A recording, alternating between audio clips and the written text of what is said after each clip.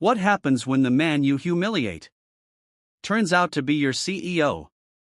These employees just found out the hard way. The elevator doors slid open, and he stepped out, a mop in one hand, a bucket in the other. His reflection stared back at him from the sleek glass walls of the corporate headquarters, a building he owned, but no one knew that. Not yet. Nathaniel Brooks had spent years climbing the ranks, breaking barriers, proving his worth in an industry that had long dismissed men like him. Now, as the newly appointed CEO of Westbridge and Coal Marketing, he was stepping into his own company for the first time. But instead of a tailored suit and polished shoes, he wore faded work pants and scuffed sneakers, a name tag pinned to his chest. Red letters. Nate, janitorial staff. The disguise wasn't about theatrics. It was about truth. Nathaniel had heard rumors. The company's glossy reputation hid something rotting underneath. Employees whispered about a toxic culture, arrogance at the top, disrespect toward the lower ranks. He needed to see it for himself. So he left the boardroom title at home and walked in as the man no one noticed. The lobby was pristine, marble floors, modern furniture, the faint scent of espresso from the in-house cafe. At the front desk, a receptionist scrolled through her phone, barely glancing up. "Custodial office is on the lower level," she muttered, pointing toward the service elevator. He thanked her. She didn't respond. Pushing the mop bucket down the hall, Nathaniel moved past well-dressed employees. Their conversations filled with campaign strategies, client deals, weekend plans. No one looked at him. Not really. Then came the first sign. Two junior executives, Ryan Caldwell and Brad Simmons, stood by the break room, laughing about something. As Nathaniel passed, he caught a phrase that made him pause. "Can't believe HR keeps hiring guys like that. Corporates gotta meet their diversity quotas somehow." Laughter. A smirk. A glance in his direction. Nathaniel kept moving, hands tightening around the mop handle. But that wasn't the worst of it. The third floor housed the marketing department, the company's creative heartbeat. A group of employees stood near the conference room, sipping coffee, trading office gossip. As Nathaniel reached for a trash bin, someone stuck out a foot. The bucket jerked forward. Water sloshed onto the floor. A ripple of laughter followed. "Watch it, man," said Chase Donovan, one of the senior managers. He didn't even look at Nathaniel, just wiped at his expensive shoes with a smirk. "My bad," Nathaniel said evenly, grabbing paper towels. Chase turned to the others. "I swear, they'll hire anyone these days." The group chuckled. One of them, a woman in a fitted blazer, whispered, "Seriously, does he even speak English?" Nathaniel met her gaze. She didn't look away. He had seen enough. For the next few hours, Nathaniel did more listening than cleaning. Every whispered insult, every dismissive glance, every smug smirk, he memorized them all. But some people were different. A young assistant, Melanie Torres, offered him a small smile as she passed. James Holloway, a veteran employee, thanked him when Nathaniel emptied his trash. Small things, but noticeable. And as the day stretched on, Nathaniel's decision became clear. This wasn't just about leadership. It was about justice. But first, he had to see just how deep the rot went. Nathaniel returned the mop to the janitor's closet and leaned against the wall. The stench of bleach filled the air, but his mind was elsewhere. What he had seen in just a few hours confirmed everything. Disrespect. Arrogance. The kind of entitlement that spread like mold. But he wasn't done yet. He needed to push further. Noon hit, and employees filed into the cafeteria on the fifth floor, a sleek, open-concept space with floor-to-ceiling windows. Nathaniel moved through the crowd, pushing a cart of cleaning supplies. The perfect vantage point. He paused near a table where Ryan Caldwell, Brad Simmons, and Chase Donovan sat together. Their conversation flowed easily until he got close. Chase nudged Brad, tilting his head toward Nathaniel. "Man, imagine working a job like that." Brad smirked. No stress. No deadlines. Just mop and go. Ryan leaned back in his chair, barely hiding his amusement. Bet they don't even check resumes for those positions. The group laughed. As if Nathaniel wasn't standing right there. For a brief moment, he wondered if they would talk like this if they knew who he was. If they knew that the real boss was watching. But the answer didn't matter. Because they didn't see him as a person. Only a role. And that was their mistake. Nathaniel turned to grab a tray off a nearby table when someone bumped into him. Hard. He caught himself before the cart tipped over, but a few cleaning bottles tumbled onto the floor. "Oh, come on," a voice groaned. He looked up. Vanessa Langley. The VP of Marketing. Sharp suit. High heels. The air of someone who made six figures and knew it. She glared at the scattered supplies like they had personally offended her. Can you pick that up? Some of us don't have time for this mess. Nathaniel crouched, slowly gathering the bottles. Vanessa sighed, checking her phone. You know, she added, if you actually cleaned this place instead of standing around, you wouldn't be in people's way. Nathaniel kept his voice steady. Just doing my job. Vanessa rolled her eyes and walked away. Not one person stepped in. Not one coworker called her out. The silence said everything. Not everyone was like that. While Nathaniel refilled a soap dispenser near the sinks, Melanie Torres approached. She hesitated, then handed him a folded napkin. Hey, someone left this at my desk, but I think it's for you. Nathaniel opened it. Inside, in neat handwriting, were the words. Not everyone here is like them. I see you. I respect you. His chest tightened. He looked up, but Melanie was already walking away. It was the first moment of kindness he had received all day. But kindness wasn't enough to fix a company poisoned from the inside. By late afternoon, Nathaniel was in the executive lounge, wiping down tables. A group of managers stood nearby, coffee cups in hand, discussing the upcoming quarterly review. Then, one sentence made him stop. I heard the new CEO's supposed to start next week, said a man in a navy suit. Keith Morrison, Director of Operations. Vanessa scoffed. Ugh. I saw his picture. Let's just say, not exactly the executive type. Chase leaned in. Oh yeah? What's he like? Vanessa took a slow sip of her coffee, then smirked. Let's just say, if he walked in here right now, half of us would probably hand him a mop. Laughter. Nathaniel exhaled through his nose. It was time. But first, he needed to make sure they felt just as comfortable saying it to his face. Nathaniel had seen enough. He had listened. Watched. Let them reveal themselves. But now, it was time to push things further. He wanted to see just how deep this rot went. So, he decided to make himself impossible to ignore. The next morning, Nathaniel wheeled his mop bucket straight into the executive boardroom. A major client meeting was set to begin. The long, glass table gleamed under the bright overhead lights. High-level executives were already seated reviewing notes, sipping coffee, adjusting their ties. Nathaniel pretended not to notice them. He calmly dragged the mop across the floor. Moving slowly. Too slowly. Chase Donovan was the first to react. You're kidding, right? Chase dropped his pen, looking at the others like this was some kind of joke. Is this really the best time for janitorial service? Nathaniel didn't respond. He just kept working. Vanessa Langley sighed dramatically. Unbelievable. Keith Morrison slapped a folder shut. We don't have time for this. Hey, he snapped his fingers. Can't this wait? Nathaniel stopped. Looked up. Like he had just noticed them. Oh, I thought this was my job. A few people snickered. Chase leaned back in his chair, shaking his head. Yeah, well, do your job somewhere else. We're kind of running a company here. Nathaniel tilted his head.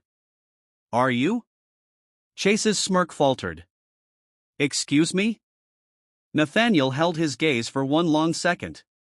Then, without another word, he grabbed his mop bucket and slowly walked out. He could feel their irritation, their amusement, the quiet disdain. And that was exactly what he wanted. Nathaniel spent the next few hours making himself visible. He cleaned the glass doors just a little too long so people had to walk around him. He moved through the halls at the worst possible moments, forcing senior staff to acknowledge him. He watched their faces tighten when they saw him. The impatience. The irritation. He heard the whispers. He's still here? Doesn't he have work to do? Why does he keep looking at us? Vanessa walked by at one point, her heels clicking against the floor. She slowed, giving him a long, deliberate once-over. You don't seem very efficient, she said. Maybe this isn't the right company for you. Nathaniel smiled. Oh, I think I'm exactly where I need to be. She blinked, as if something in his voice had thrown her off. But before she could respond, he grabbed his cart and moved down the hall. By the time the day ended, Nathaniel had what he needed. The worst employees had made themselves known. They had dug their own graves. The good ones, like Melanie Torres and James Holloway, had also revealed themselves. There were only a handful of them. Too few. But they existed. And that mattered.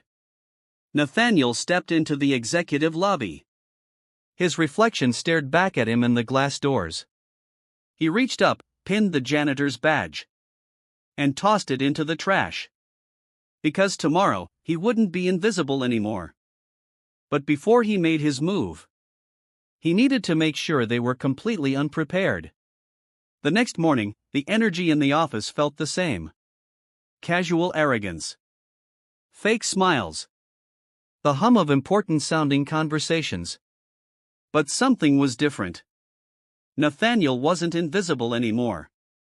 Dressed in a tailored suit, he stepped off the private elevator on the top floor of Westbridge in coal marketing. No mop. No bucket. No faded work shirt. It was time. The executive meeting was scheduled for 9 a.m. sharp. Every major department head was already seated when Nathaniel walked in. For the first time, every eye in the room turned toward him. Silence. Brows furrowed. Confusion. Recognition. Then, disbelief. Chase Donovan, who had sneered at him in the hallways, sat slack-jawed. Vanessa Langley, who had dismissed him in the cafeteria, straightened in her seat, her face frozen. Keith Morrison leaned forward. I'm sorry, who are you? Nathaniel let the moment breathe. Then, he stepped toward the head of the table, placed both hands on the polished wood, and spoke. Nathaniel Brooks, he said calmly. Your new CEO. Silence. No one moved. Then a shift. A scramble to fix their expressions. To recover from the shock. Vanessa's smile was tight. Forced. Oh, Mr. Brooks, we. Nathaniel held up a hand. She shut up immediately. He pulled out a chair.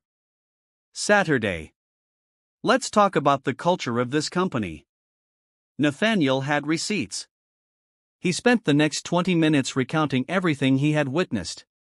The whispered insults. The disrespect. The way people laughed, ignored, or belittled anyone they deemed beneath them. Every word hit its target. Some employees shifted uncomfortably. Others avoided his gaze. A few, like Melanie Torres and James Holloway, sat with their heads high. Because they had nothing to be ashamed of.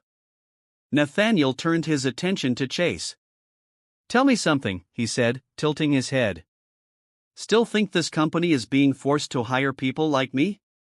Chase's face drained of color. He didn't answer. He didn't have an answer. Nathaniel leaned back. That's what I thought. Then, he turned to Vanessa. And you, he said slowly. I believe you told me I wasn't efficient enough for this company. Do you still feel that way?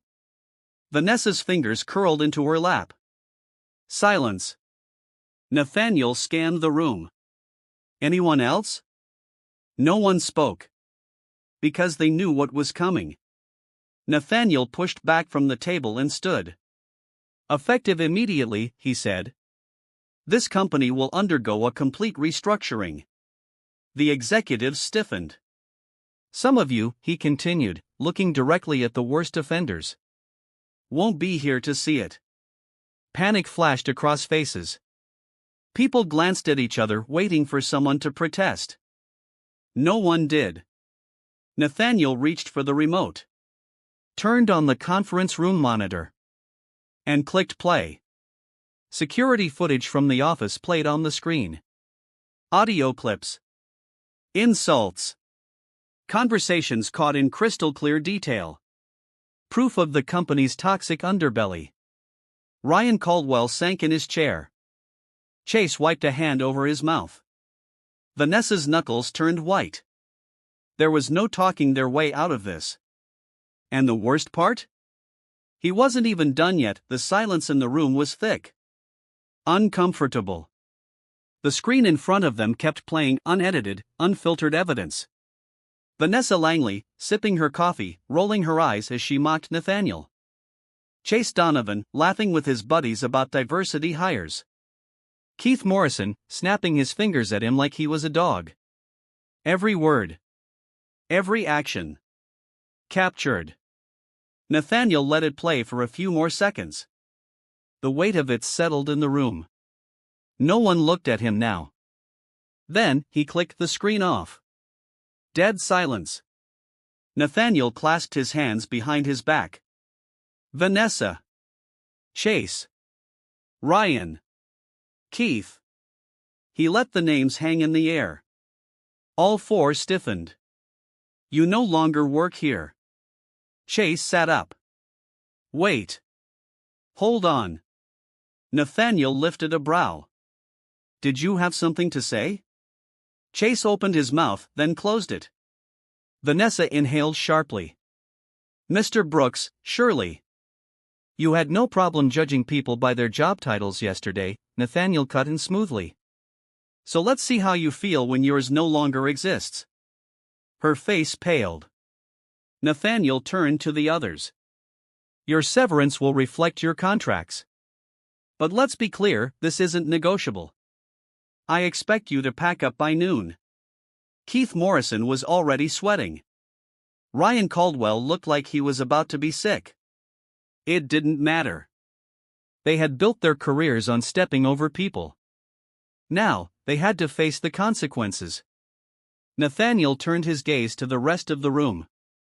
The ones who weren't getting fired. Some of you are staying, he said. His voice was calm. Measured. Not because you're perfect, but because I believe you can do better. A few people exhaled in relief. Others still looked terrified. Good. He leaned forward, resting his hands on the table. This company will no longer reward arrogance over ability. No more backroom deals. No more playing favorites. If you think your title gives you the right to treat people like trash. He let the pause hang. Then start packing. Now. No one moved. Nathaniel straightened. Buttoned his jacket. And stepped back. This is your one and only warning. As Nathaniel turned to leave, he caught Melanie Torres watching him. She looked stunned. Like she wasn't sure if this was real. Nathaniel gave her a small nod. She had been one of the few good ones. And she wasn't the only one. James Holloway, Nathaniel said, glancing at the veteran employee. You're being promoted. Effective immediately. James blinked. Then his expression shifted, shock giving way to something else. Gratitude. Nathaniel turned back to Melanie. And you. My office. This afternoon. Melanie's lips parted. Sir, You deserve better, Nathaniel said simply. Let's talk about your future here. For the first time that morning, someone smiled. Nathaniel walked toward the exit, leaving behind the stunned boardroom. The firings weren't personal. They were necessary. Westbridge and Cole had thrived on a toxic foundation. That ended today. And as he stepped into his new office, Nathaniel exhaled. Because this? This was just the beginning. But there was one last thing he needed to say before this story was over. The news spread through the building like wildfire. By the time Nathaniel reached his office, employees were already whispering. Some in shock. Some in quiet satisfaction. The firings weren't just a shakeup. They were a reckoning. But there was still work to do. Downstairs, security escorted Chase, Vanessa, Ryan, and Keith out of the building. Chase kept his head down, jaw clenched so tight he looked ready to break his teeth. Ryan wouldn't look anyone in the eye. Keith was muttering under his breath, probably some excuse he'd tell his wife later. Vanessa, though. She refused to go quietly. I built this department, she snapped at the guard beside her. I gave this company years of my life. And for what? To be humiliated like this? People stopped what they were doing to watch. She turned on her heel, looking for sympathy. But none came. Not from her team. Not from her peers. Because everyone had seen the footage. They had seen the way she had treated people. She wasn't a victim. She was a consequence. The doors clicked shut behind them. Westbridge and Cole had just lost 4 executives. But for the first time in years, it felt lighter. Nathaniel sat behind his desk. He leaned back in the chair, exhaling slowly. There was a long road ahead. Policies to rewrite. Promotions to consider. Hiring decisions to make. Cleaning house was one thing. Building something better was another. A knock at the door. Come in. Melanie Torres stepped inside, hands clasped in front of her. You wanted to see me, sir? Nathaniel gestured to the chair across from him. Take a seat. She hesitated, as if she still wasn't sure this was real. He understood. People like Vanessa and Chase had built a company where people like Melanie had no voice. That was over. I saw your work, he said. The reports you put together. The projects you were assigned. He leaned forward. And the ones you weren't. Melanie swallowed. You should have been promoted years ago. Her eyes widened. Sir, I'm correcting that mistake. Nathaniel tapped a folder on his desk. Effective immediately, you're the new director of client relations. Melanie stared at him. Then, slowly, she covered her mouth with her hands. Are you serious? Nathaniel smiled. Completely. Tears welled in her eyes. She shook her head, laughing softly. I don't even know what to say. Then don't say anything yet. He leaned back. Just get ready. We have a lot of work to do. Melanie nodded quickly, still stunned. Yes, sir. As she left, Nathaniel glanced out the window. A company is only as strong as the people who run it. For too long, the wrong people had been in charge. Now, that was about to change. But the real lesson wasn't just for the company. It was for everyone watching. Nathaniel stepped out of his office and into the open floor of Westbridge and Cole. This company had been his for less than 48 hours. But the shift was already happening. Conversations were quieter. Employees worked with a different energy. Not fear. Awareness. Some were relieved. Some were still in shock. Good. That meant they were paying attention. At 4 p.m. sharp, Nathaniel called for an all-hands meeting. No fancy boardroom this time. No closed-door discussions. This meeting was for everyone. The main conference hall was packed. Employees stood along the walls, whispering among themselves. They all wanted answers. Nathaniel walked to the front. No notes. No teleprompter. Just the truth. "I'm not here to waste your time," he began, his voice steady. "So let's get right to it." The room fell silent. "You've seen what happened today. Some people left. Some people stayed. Some of you are wondering what's next." He let the words settle. "This company is not broken. But the way it has been run." He shook his head. "That stops now." Murmurs. A few nods. Nathaniel looked across the room. His expression firm, but calm. "If you spent years stepping on people to climb this ladder, this will be a difficult place for you moving forward. But if you're here to work, to grow, to actually contribute, this will be the best company you've ever been part of." A beat of silence. Then, someone clapped. It was James Holloway. A moment later, Melanie joined in. Then another. And another. Until the room filled with applause. Nathaniel gave a small nod. The message had been received. As the employees left, Nathaniel stood by the exit, watching them file out.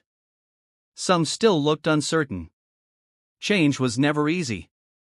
But then, a young intern, barely out of college, hesitated. Probably used to being overlooked.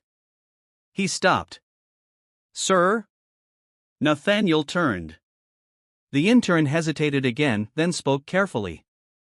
"I just wanted to say, this is the first time I felt like someone in charge actually sees us." Nathaniel studied him for a second. Then, he smiled. "Then that means I'm doing my job." The intern grinned, nodded, and walked out. And just like that, Nathaniel knew this company was going to be different. People love to judge others by their titles, their clothes, their status. They assume that what you do for a living defines your worth. But the truth? Character will always matter more than a paycheck. And when the dust settles, when the game is over, it's not the title that defines you. It's how you treat people when you think no one is watching. If this story made you think, if it made you question how we treat people in everyday life, then share it. Because respect isn't just for the powerful. It's for everyone. And sometimes, the person you ignore today might be the one signing your paycheck tomorrow. The end.